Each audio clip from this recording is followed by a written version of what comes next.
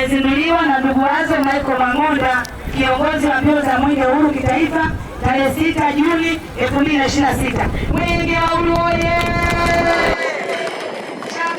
Kiongozi wa mbio za Mwenge wa Uhuru kitaifa, katika mwaka wa fedha 23/24 ulipokea fedha shilingi milioni 475 bila senti kwa ajili ya ujenzi wa daraja la Mloa barabarani lenye urefu wa mita 32.1 na upana wa mita 7.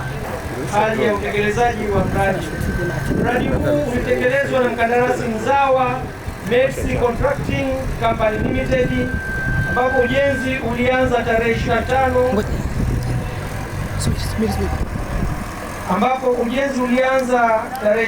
mwezi wa 12 2023 na kukamilika tarehe 16 mwezi wa 9 2025.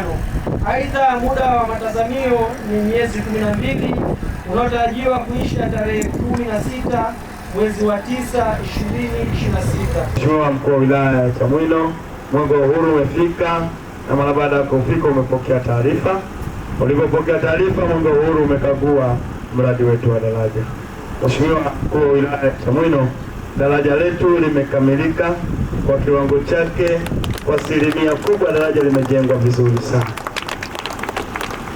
Mheshimiwa Mkuu wa Wilaya ya Chamwino, nitumie nafasi hii kumshukuru sana Mheshimiwa Rais Daktari Samia Suluhu Hassan ambaye ametoa fedha nyingi kuja kujenga daraja hili na limekuwa mkombozi kwa wananchi wa Chamwino, hasa wananchi wa Mvumbi pamoja na wananchi wanaokaa upande wa huku.